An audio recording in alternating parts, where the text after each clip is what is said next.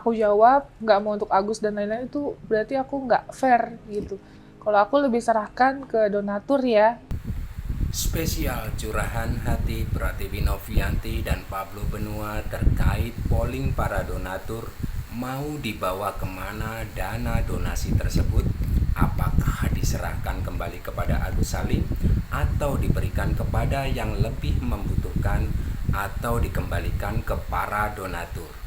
Begini kesepakatan Pablo Benua dan Pratiwi Novianti. Tapi sebelum kita melihat videonya, jangan lupa tinggalkan like, komen, subscribe, dan tekan tombol loncengnya agar kalian semua mendapatkan notifikasi video terbaru dari channel Jejak Nyata. Terima kasih yang selama ini sudah mendukung channel ini. Mudah-mudahan kalian semua diberikan kesehatan dan selalu diberikan kelancaran rezekinya oleh Allah Subhanahu wa Ta'ala.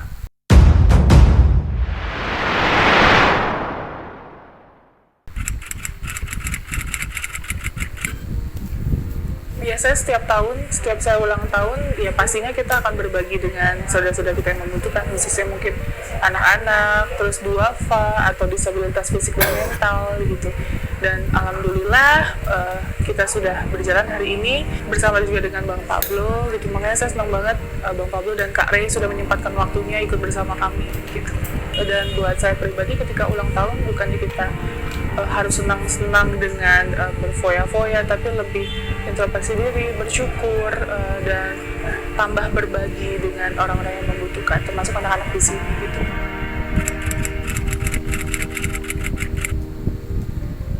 Oke, jadi sedikit cerita, mamaku itu 2 hari sebelum jadi pramugari, dulu kan kita asrama 3,5 bulan ya. 2 hari sebelumnya rilis, mamaku meninggal karena cancer.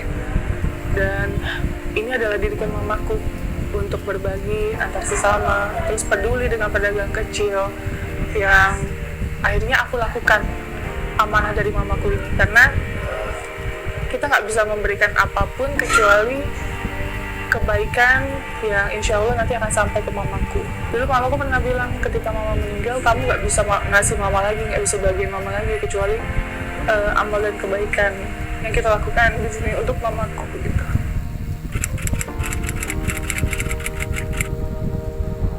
Hal yang paling menyentuh mungkin semuanya menyentuh, tapi mungkin kalau aku lebih kena itu ke orang tua, lansia, apalagi yang lansia dibuang sama anaknya. Itu aku udah banyak banget ngalami lansia yang ditelantarkan oleh keluarganya. Itu biasa kita akan fight untuk membawa ke suatu tempat yang jauh lebih layak seperti itu, karena aku tahu gimana rasa kehilangan ibu. Sedangkan ini ada ibu mungkin yang ditelantarkan mungkin sama anaknya. Aku pernah ngalamin beberapa kali yang seperti itu. Anaknya nggak ada yang peduli, ibunya ditaruh di tempat yang nggak layak, kayak kandang seperti itu ada di hidupku. Dipaksa harus kuat ketika kita melihat seperti itu. Karena gimana pun kita harus berusaha untuk memberikan kekuatan untuk orang tua tersebut agar dia bisa bersyukur, agar dia bisa menganggap aku seperti anaknya dan tidak ada kehilangan kasih sayang pun. Orang yang kita bantu itu selama ini belum pernah ada penolakan, tapi mungkin orang-orang yang di sekelilingnya yang biasanya menolak, yang mungkin karena malu atau mungkin merasa tidak terima, mungkin nanti takut viral seperti apa. Ini adalah perjalanan hidup ya, jadi yang namanya perjalanan hidup nggak akan mungkin berjalan dengan mulus. Itu pasti akan ada sesuatu hal yang ngebuat kita sakit, ngebuat kita kecewa, ngebuat kita sedih, dan hal itu sangat wajar. Gimana kita menyikapinya? Apakah kita akan kuat dengan hal seperti ini? Akankah kita akan tetap stay dengan passion kita, yaitu membantu orang? Dan insya Allah yang saya lakukan dan janji saya, ketika saya dari awal membantu orang, saya akan bilang, saya sudah menyerahkan hidup saya, mati saya, dan saya akan mewakafkan hidup saya sampai kapanpun untuk membantu orang-orang yang membutuhkan. Hal yang menurut kita baik, ya belum tentu hasilnya baik juga gitu ya. Begitu juga soal yang kita jalani sekarang ini, seperti itu. Aku sedih karena uang donasinya dikemana-manain sih, gitu, karena ini adalah amanah ya dari para donatur. Dari awal saya sudah berjuang mati-matian, sampai saya bersurat ke dinas sosial, terus ke Kementerian Kesehatan. Pokoknya saya bersurat kemana-mana terkait Mas Agus agar mendapatkan fasilitas yang sangat baik dikarenakan kondisinya urgent gitu. Makanya pada saat saya pertama kali open donasi itu saya mendapatkan 2 hari 35 juta, 2 hari ya. Itu udah kita serahkan langsung ke Mas Agus. Saya berpikir apakah pengobatan ini cukup, uangnya cukup untuk pengobatan? Tidak.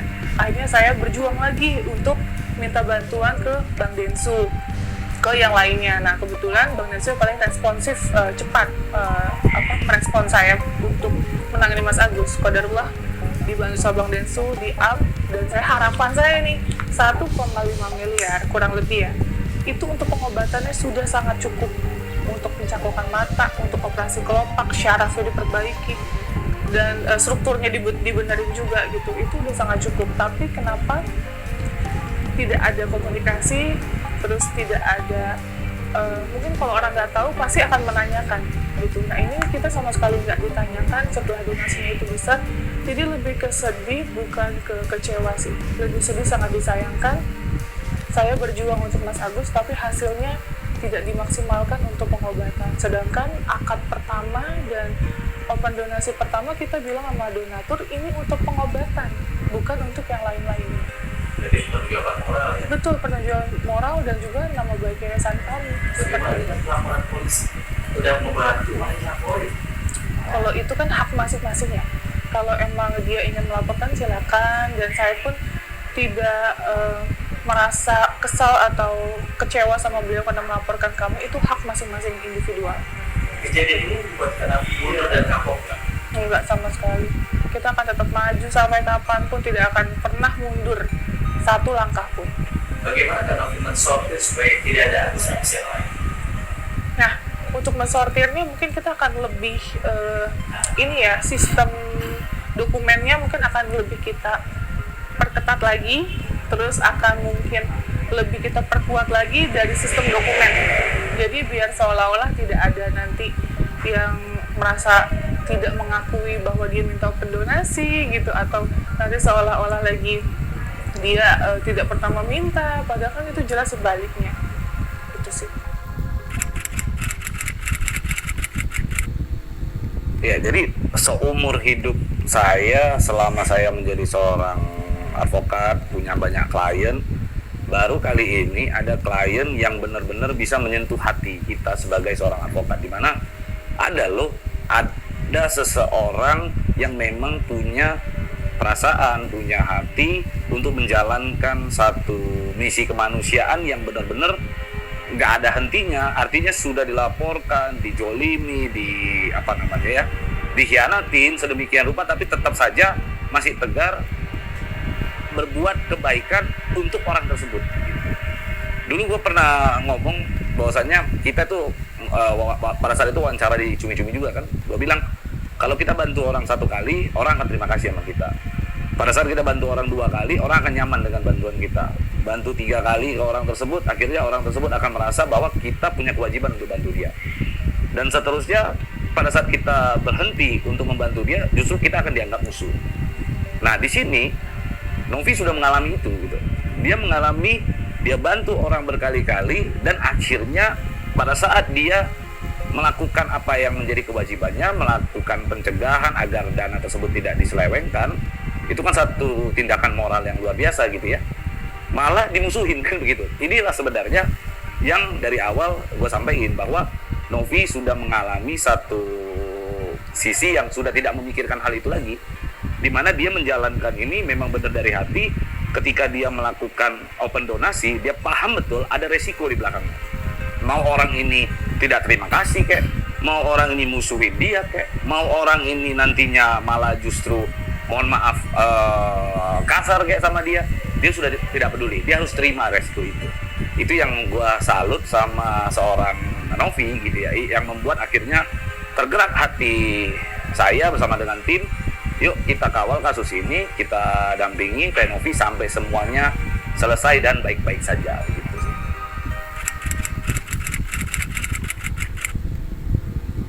Ya, jadi berawal dari rasa moralitas yang sudah ditawarkan oleh Novi kepada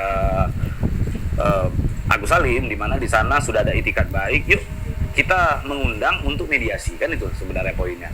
Artinya tanpa syarat loh. Pada saat itu Novi mengatakan kalaupun tercapai mediasi, laporan tidak dicabut juga tak masalah kan gitu. Tidak ada menjadi satu problematika di situ kan. Akan tetapi pada saat di mediasi terlihat bahwa sosok atau orang-orang yang dikirim oleh pihaknya Agus Salim justru cenderung tidak menginginkan adanya titik temu di situ. Justru lebih ke menyerang urusan-urusan yang tidak sepatutnya diungkapkan di sana gitu. Sehingga menurut saya sudah tidak ada itikat baik dari pihak sana.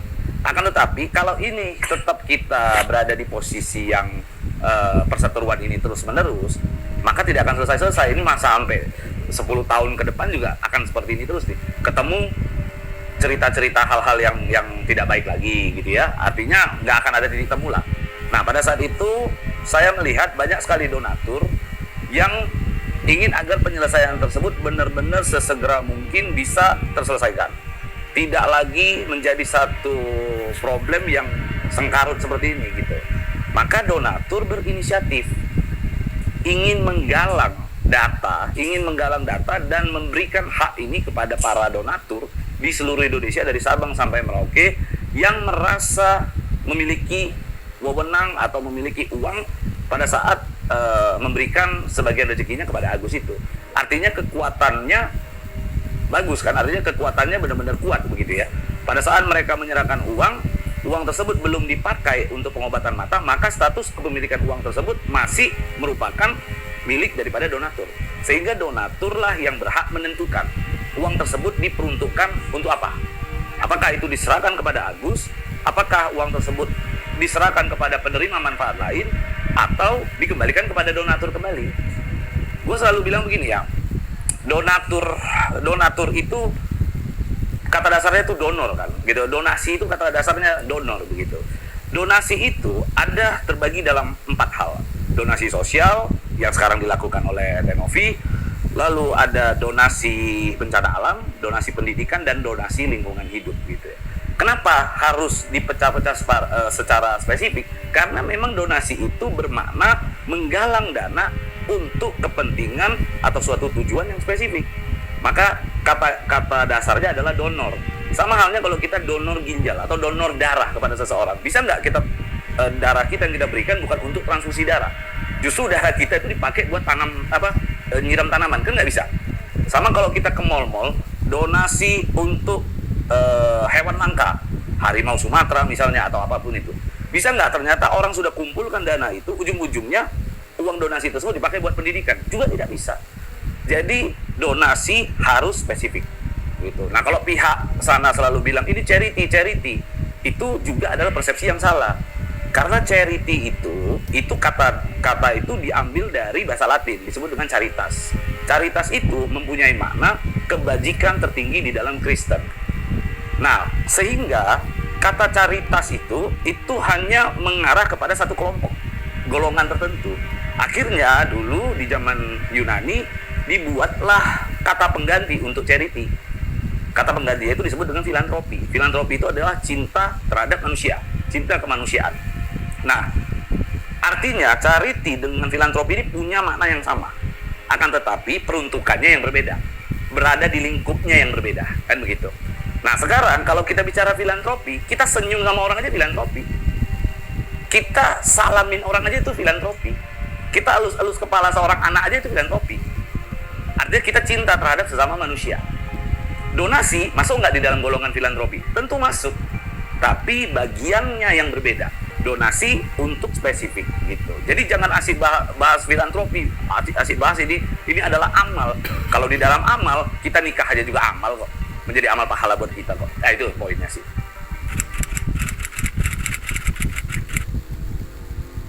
Jadi yang pertama, kalau memang ada yang mengatakan bahwa keabsahan daripada polling tersebut itu diragukan begitu ya. Polling tersebut jelas diawasi oleh Kemenkominfo, di mana kita itu sudah terdaftar sebagai penyelenggara sistem elektronik. Jadi ada nomor tanda daftarnya itu. Itu sebagai bukti, sebagai bentuk bahwa kita diawasi oleh Kominfo. Teman-teman kalau mau ngecek tinggal scan barcode-nya keluar kok itu. Nanti langsung diarahkan ke database Kominfo gitu ya. Lalu ada orang juga yang mempermasalahkan ini kuasa kalau tidak ada materai tidak sah. Itu adalah orang-orang yang mungkin pada saat kuliah S1-nya itu cuma sampai kantin. Cuma sampai di kantin. Kenapa? Materai itu bukanlah bukti bahwa absahnya atau tidak suatu dokumen. Materai itu adalah pajak pembuatan dokumen. Artinya kekuatan hukum suatu dokumen tidak hilang meskipun ada atau tidaknya materai gitu loh. Jadi kalau ada orang yang mempermasalahkan itu, ya itu saya khawatir dia pada saat sekolah hukumnya itu cuma sampai assalamualaikum pulang dia.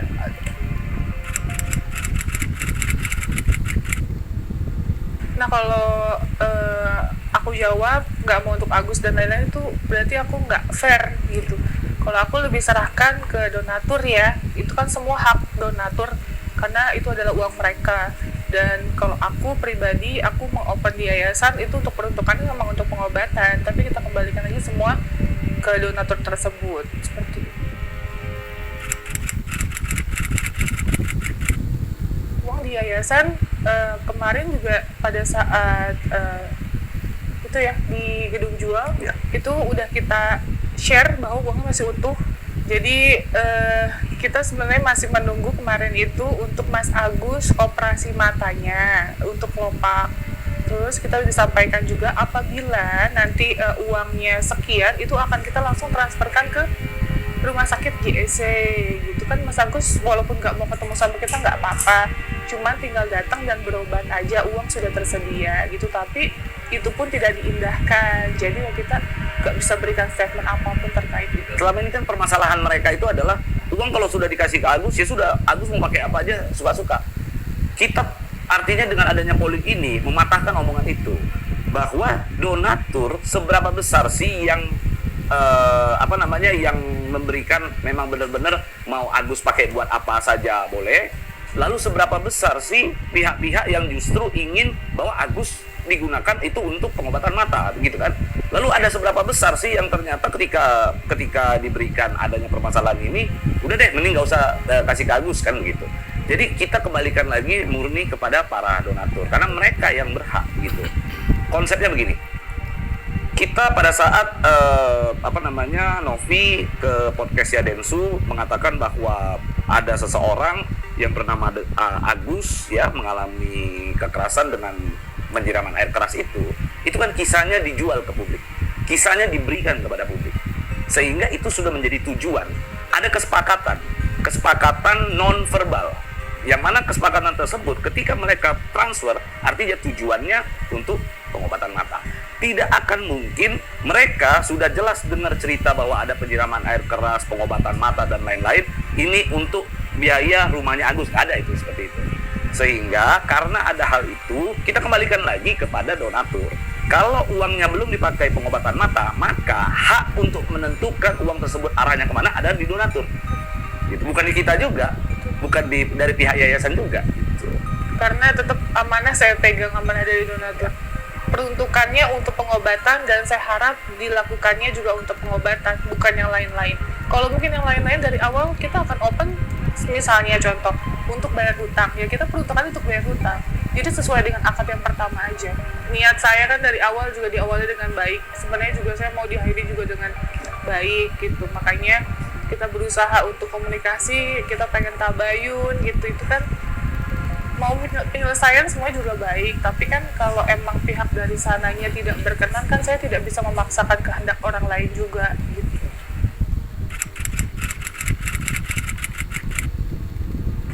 Untuk Mas Agus, saya sih pribadi selalu mengucapkan kata maaf ya apabila saya ada salah kata, mungkin yang saya tidak disengaja atau mungkin saya disengaja, saya minta maaf gitu, karena saya manusia yang nggak luput dari kesalahan. Dan semoga sekali lagi Mas Agus bisa sehat-sehat, terus bisa menjalani pengobatan sesuai dengan alur yang Mas Agus mau gitu ya. Dan selebihnya semoga kita bisa bertemu di lain kesempatan dengan tabayun yang baik. Dan saya harap juga, ini kan niat saya baik ya, Mas Agus juga kalau bisa ya stop berkuar-kuar di media-media untuk menjelekkan saya, karena saya tidak melakukan hal tersebut. Seperti itu aja. Ya, jadi pada prinsipnya saya ingin sampaikan begini, sangat disayangkan ketika awal pertama kali Agus menggunakan uang tersebut untuk keperluan di luar daripada pengobatan mata tidak diinformasikan. Intinya kan butuhnya ada transparansi di situ. Adanya kebutuhan untuk transparansi supaya nanti dari pihak Novi dan yayasan juga punya pertanggungjawaban kepada para donatur. Sebenarnya simpel sih. Kalau sejak awal, saya membayangkan nih, kalau sejak awal Agus sebelum menggunakan uang tersebut dikatakan untuk bayar rumah lah, untuk belanja dan lain-lain. Seandainya Agus pada saat itu sebelum menggunakan menginformasikan saja. Artinya menyampaikan kepada Teh Novi, Teh kebetulan saya ini lagi butuh kasur, saya mau beli kasur misalnya. Atau Teh kebetulan saya kan sekarang tinggal di rumahnya Wawa kasihan begini-begini.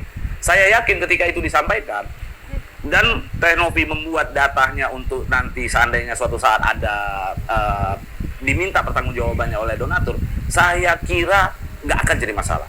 Ini intinya adanya ketidaktransparansi. Saya ingin menyampaikan bahwa tujuan kita sekarang sama. Jadi sejak awal dari pihak Agus dengan Teh Novi punya tujuan yang sama. Intinya pengobatan mata, pengobatan fisik terhadap Agus. Kalau tujuan sudah sama, tinggal dibuat mekanisme yang baik. Nah, mekanisme itu sudah juga kita tawarkan kepada Agus yang sangat-sangat fair. Di mana kalau memang opsi pertama, uang tersebut tetap di yayasan, dari pihak Agus boleh ikut mengawasi, boleh ikut dalam transparansi penggunaan uang tersebut dan pengelolaan uang tersebut, itu diperbolehkan.